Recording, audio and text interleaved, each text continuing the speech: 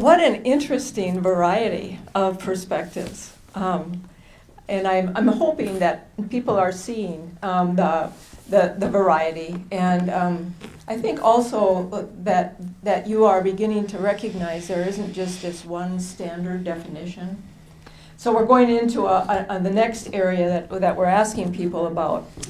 And we are asking all four of them, and this time we'll start with Jason. Thinking across your entire professional career, what were the most effective experiences where your approach was intentionally to build collective impact? And if you could describe those experiences and sort of what was effective about them, and so what was it that you did to build collective impact? So I've been doing this work for almost 24 years professionally. And the one that comes to mind the most was the one that was the most challenging. And I had the opportunity to be the executive director the organization was called Youth for a Safe Nonviolent Community. And it was started to provide school supplies, food, educational experiences for underrepresented youth within the community. And to be honest with you, probably the thing that I did most was bringing the groups together to have the conversations. And the thing that was the most challenging was who owned the work. And by that, I mean the work in the space that we were trying to do. We obviously had people of color that were part of that group, but we also had white people that were part of that group. And they were extremely passionate about the work. And sometimes, in some cases, the people of color would weaponize their marginality to then kind of offset the work that we were trying to do. And I'll never forget, I couldn't believe that I was having this conversation with two individuals. I'm thinking at the time I might have been 30 years old. I'm thinking I'm 30 years old and I'm having a conversation with these grown folks, not saying their age either, but I'm having a conversation about how we would work together when we have the same end result in mind, right? So I would say for me, that was probably one of the most impactful. And then also when we think about how it bridges to education, talking about the formal versus the formal educational component of that, of what we're trying to get to students. So again, I think the experience was wonderful. The organization still continues to do great work today. But at the time when I had the opportunity to lead in that space, that was actually the greatest challenge, was making sure that we all kept our eyes on that prize and we all owned the work, as opposed to saying that me as a black person, I owned that work more than the other person that was there. So. I think of a couple of examples that lots of you in this room would be familiar with. One of the first that comes to mind, and our Assistant Superintendent Harris is back there. So, hey, Jason, there he is. Assistant Superintendent Harris and Gail Cruikshank over here on my right have been instrumental in helping us develop a career in college advisory. And I see Paul back there. There are lots of you who have been part of this work. And it started 3 or 4 years ago when we knew that we wanted as a school system to respond to the needs of our students and this community's workforce and higher education. We knew that our students needed learning that was relevant to their lives and gave them the resources to set a goal or a vision for what they could go do after high school.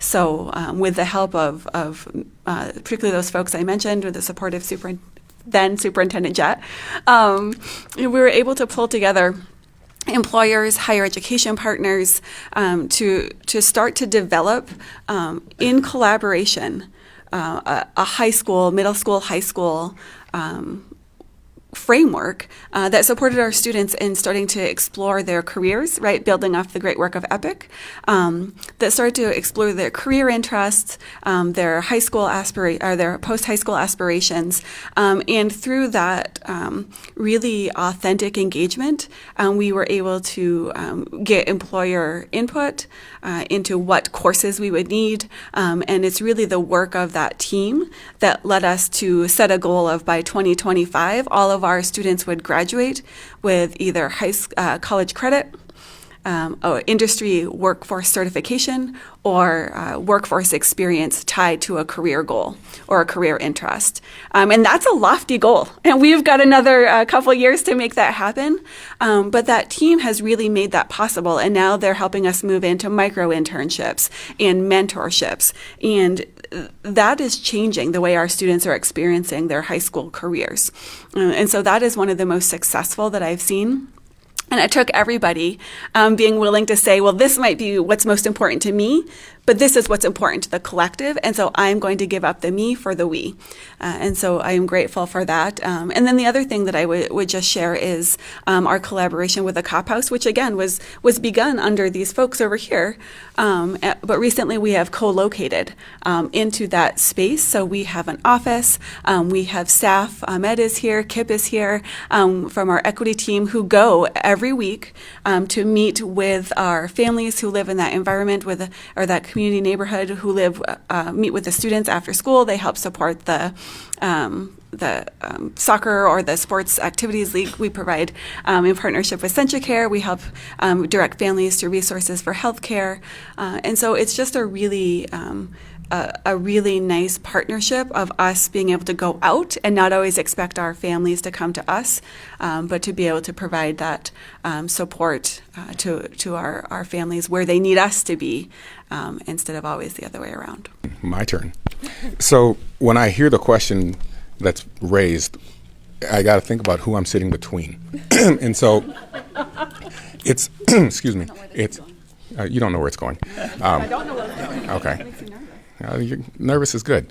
And so one of the things that I think about is I was following Bruce, and there was footsteps and some things that he had established that I always felt fortunate to be part of and to undertake after.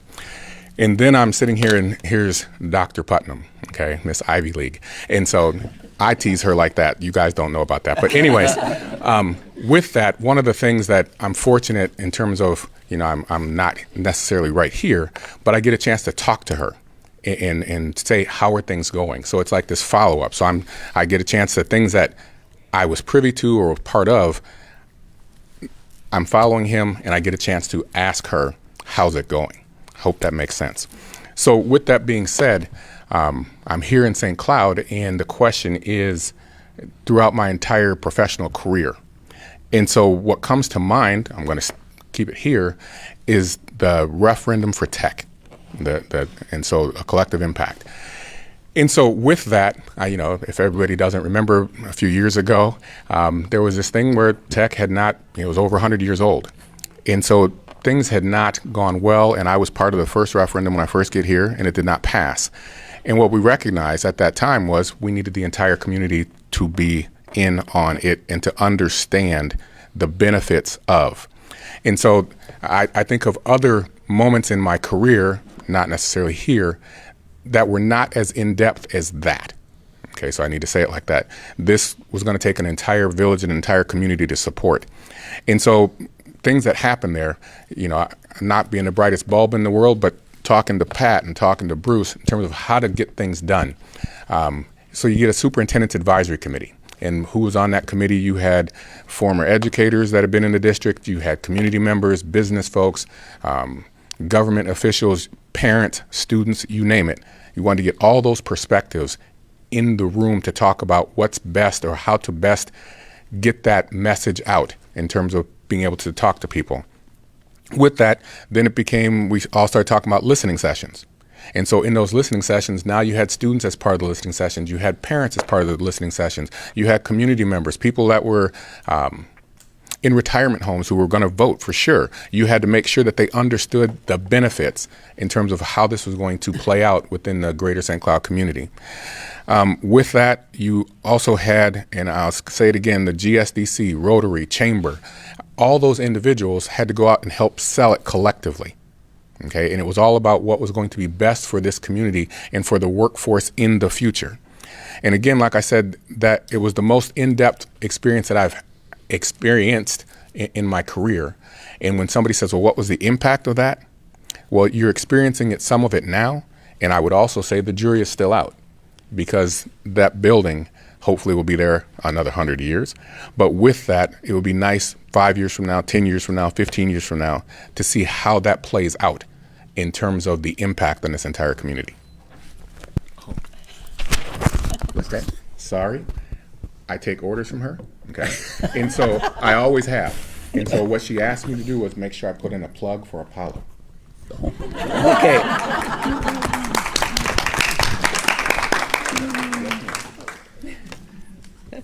The part about the building projects, for example, that Willie mentioned also ring true throughout my career, that those were some of the times when you knew this wasn't going to happen without community support.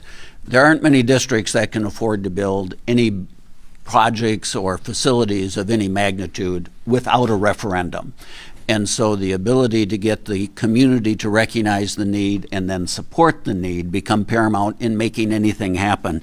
I've had the privilege of working with communities for the building of 5 different schools, 3 different stadiums and athletic complexes, and it wasn't the school district that was able to do it. It was the community that was able to make it happen. The community bringing forth all the support and doing it.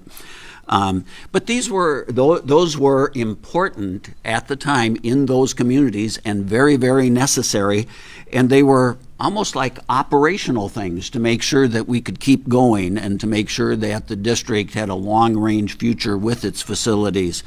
My most extensive experience with collective impact came for me following the most sobering and the saddest realization I've had in my career.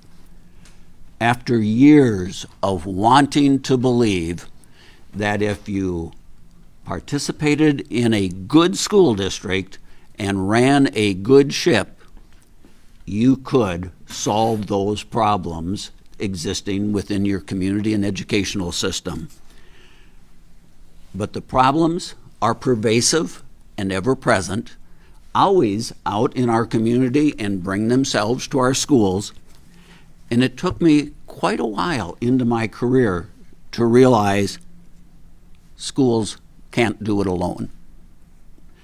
That was a saddening moment. There was a loss of innocence for me during that period of time, but there was the realization that there was a more hopeful future for problem solving if we involved the full community.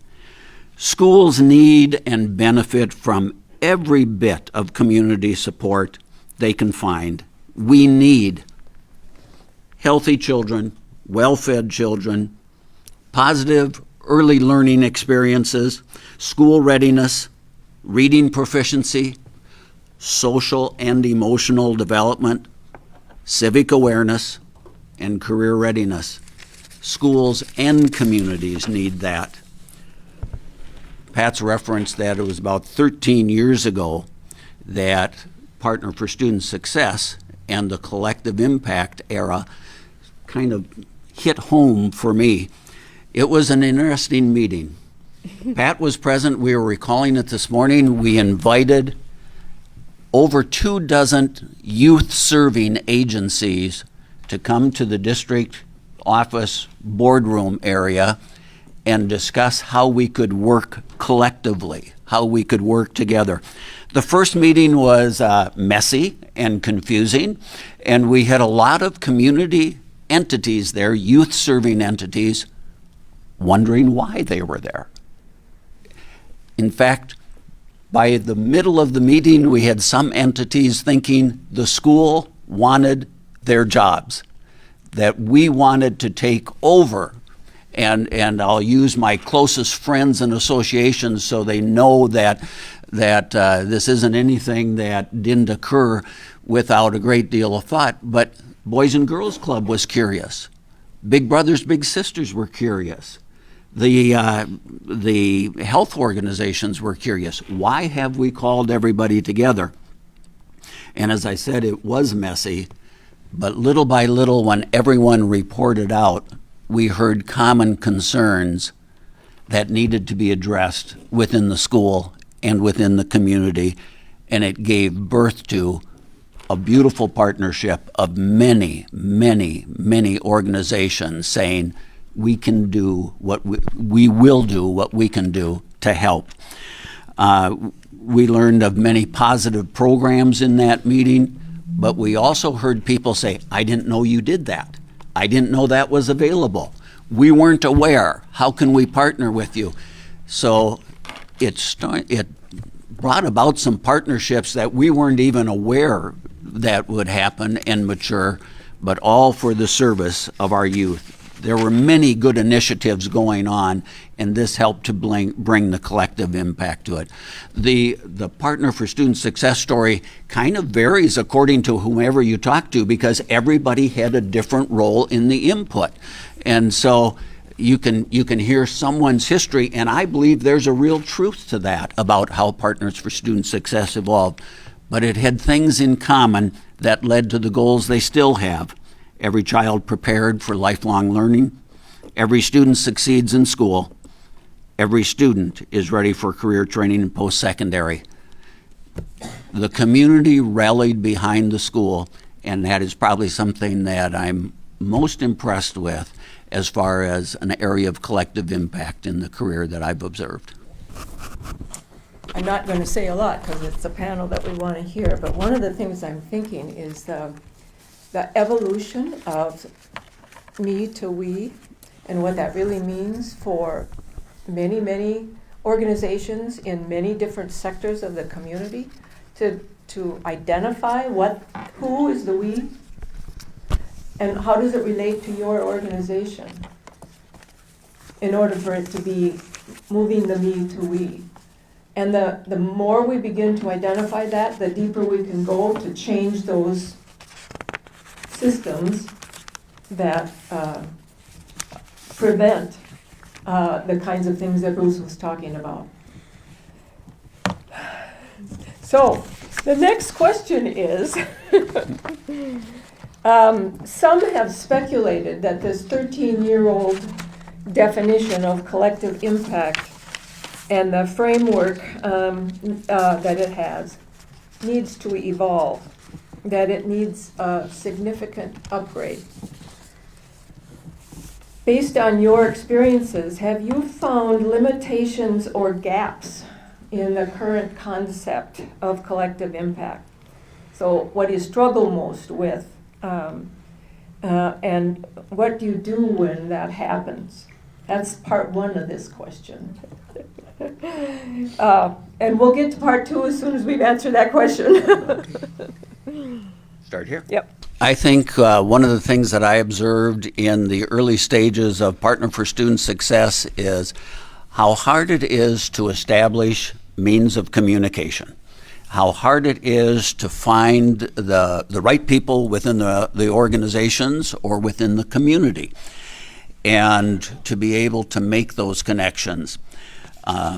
The other thing that I found somewhat difficult is to recognize, when we say it takes a village, how big the village can be, how inclusive the village can be, and that it's not just the parents in the community that, as I was serving school districts, found kind of my primary focus, the kids and the parents, but realized that the village included the parents, the kids, the grandparents, the senior citizens, the businesses, everyone within the community, and trying to make the outreach. So one of the challenges is how to involve as many people as possible and how to help them figure out a constructive and active way to enter in.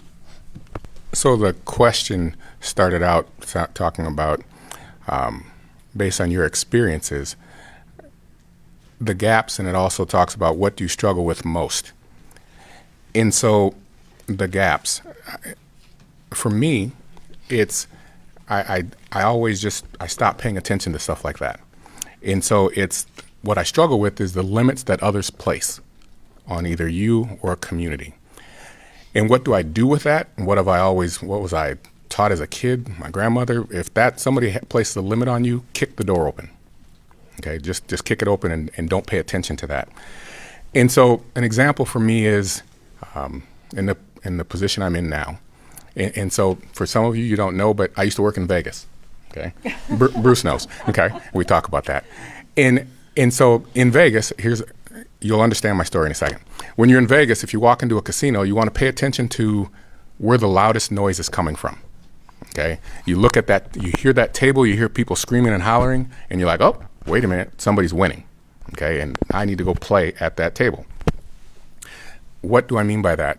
So I'm the Commissioner of Education now. And when I was first approached about the position, I listened to Governor Walz and that administration, and they were talking about investing $5.8 billion in education. Wait a minute, that's people yelling and screaming at a Vegas table, okay? So I can join that. I'm sitting here in St. Cloud at the moment, and Partners for Student Success, when I'm sitting there being interviewed for the position, I hear the educators in the room, I hear the community in that day-long process of interviewing, and I can hear the collective impact and people talking about what they want to do in terms of education with kids.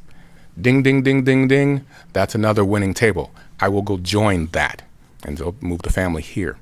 And so that collective impact, for me, the way that question first is stated, when you look for a place that people are involved with that people are vested in that.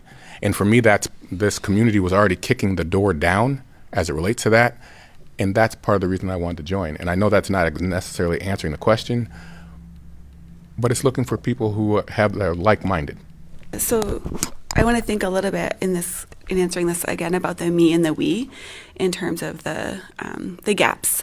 I think one of the things that I struggle with as the superintendent, and that we struggle with as a school system, is what does authentic engagement and a collective impact effort look like? I see several folks here who have joined us in creating a community partnership group, right? I don't know that we have a better term from that, Pastor Alberts, but where we all are really trying to explore what does shared decision making look like. What does it mean to really all be coming to the table? I think a school system is such a giant ship, right? Governed by so many different rules and expectations that. And often, right, I think we don't humble ourselves. We don't to be truly open, right, to the expertise and wisdom of others, because we're trained as the experts in this field, and it's years in the making for some of us. And so I think that's one of the struggles that I see is really being really in it, right, and really willing to let go of the power, the authority, the assumptions, the expectations, to come in a genuine, humble way and say, let's do this together, right? So I think that that's one of the gaps that I see, and we're working on it.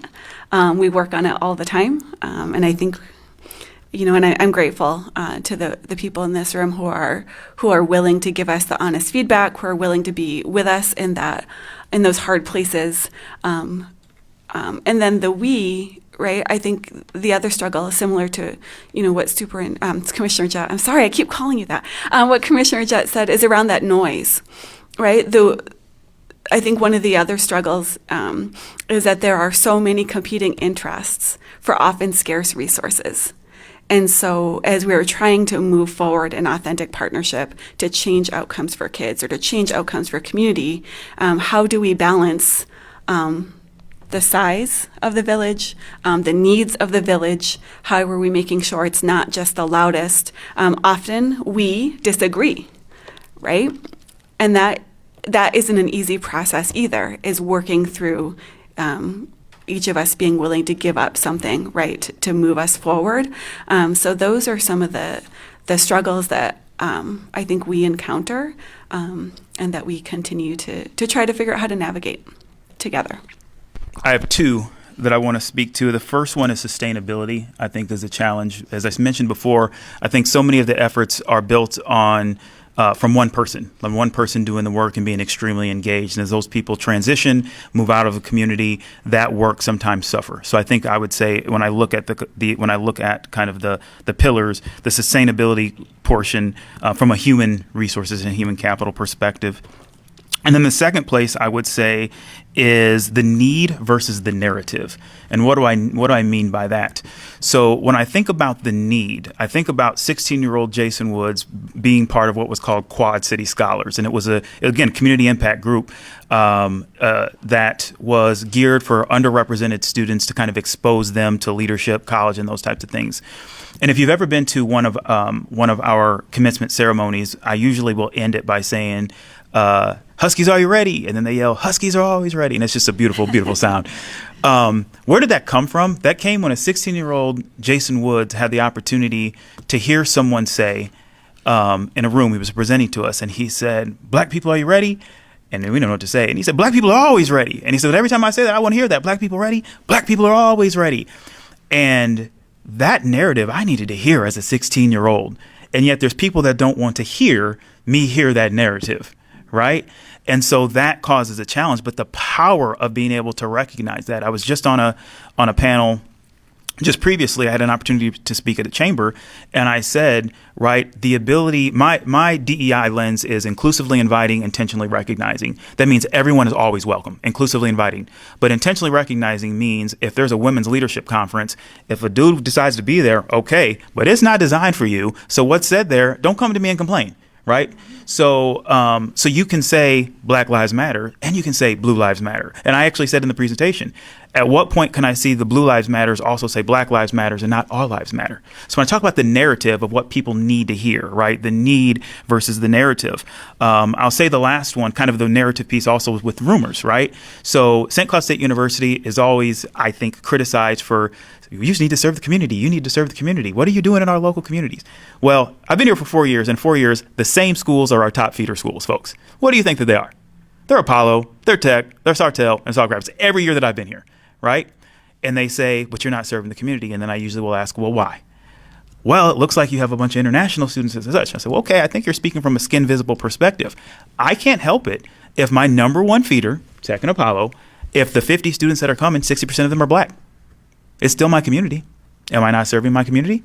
So the narrative makes it really hard, and I think we're always combating that at times as we try to do the work as well. So doing good work, still great work to be done, but that's what I would say.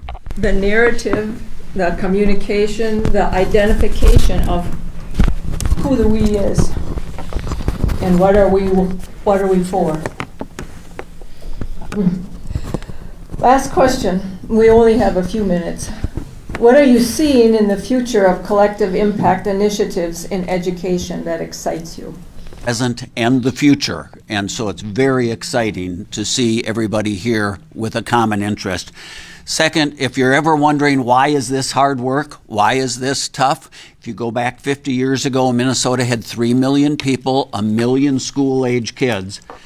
3/4 of all the households in Minnesota 50 years ago had a school-age child. You mentioned something about education and you had their attention. Now we fast forward, Minnesota has almost twice as many people in the last 50 years. We're at 5.7 million. There's still 1 million school-age kids. It's not that the others are disinterested, but they are disassociated somewhat.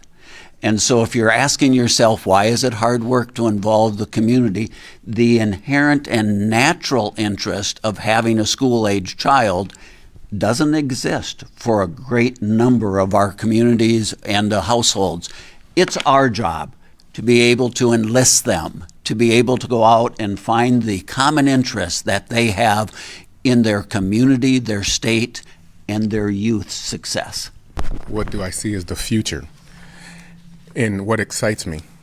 I think for me, when I hear that term, it's that it's limitless, okay? And that excites me because of the potential. Laura used this term about a big ship. And so a big ship, what you have to keep your eye on, a big ship at times will take a long time to turn around to do some things. And so here's this moment. And so it feels like it's taking time. But every blue moon, that big ship, there'll be a little ship that drops off the big ship, if you were in the Navy. And that little ship, it's like a speedboat. And there's some quick wins that you can get with that. And so don't miss that. And then Lori also used this term noise. And so I smile when I hear her use that term, because she knows me, and I can't stand the noise, the things that get in the way of one thing. And that's keeping your eye on the prize. And we're here talking about education. I need to make sure I say that. We're here talking about education. And the one reason that all of us are sitting here at this table and you're here talking about education is keeping your eye on the prize. What is that and who is that? It's about a kid. And if it's not about a kid, then why are we doing it? So in being on the big ship, and it's taking a long time, and being on the speedboat, and sometimes you can do some quick things, those quick wins, keep your eye on the prize, and that prize is the kid. And that's why I'm excited about it. I'm excited about our students, right? Our youth. I suspect our kids have always been involved in lots of ways that maybe I just haven't seen. But over the last year or so, we've seen our kids really step up. We've seen them step up after George Floyd's murder, and they were willing to say, we are going to walk out, we're going to stand up, and we're going to say, this is not okay for us. This is not okay in our community. We saw our kids, we're meeting on Friday. We've got some kids who want to talk about feminine products. Thanks to the new legislation, all of our students will now have access to free feminine products. And so they want to make the plan. What does that look like? Where is that going to go? They were the ones who came to us last year and said, the amount that you're charging for parking, we don't know why you're doing it, and it's too much. And that may seem like a small thing, but our students they're identifying the problem. They're saying, this is my barrier. And they're saying, we want to be part of the solution, and we're going to give you some options. And we want that voice. And I am excited about the ways that we are opening space for our students to step into that leadership, and that we are increasingly willing to value their perspectives. And that excites me. I'll be brief. I agree. I think it's the students, obviously at the college level, I'm seeing them after they graduate high school, and they're better than us. And that's what excites me about them, is the way that they look at this work they do, and the conversations that they have. I'm fortunate enough to have a college-age daughter and then a senior in high school, and to listen to the conversations that they are able to have is just amazing. And they can have those conversations in ways that I sit and smile. The quick example of that is my daughter brought a bunch of her friends home and was telling my son that he was too capitalistic and he wanted to make money and all of these things, and that he should donate and save the world. And I look at, and he responds back, and there's like 5 women there, all college. And he responds back, well, you don't donate everything back that you have. And he says, if that's the case, why do you have Starbucks every day? I was like, whoa, this is great, right? And so that's the type of conversations they're having. And it's fantastic and fascinating to see. So that's what excites me, is that they're better. They're better than us. And so they're helping us do the work to serve them. Let's give them a round.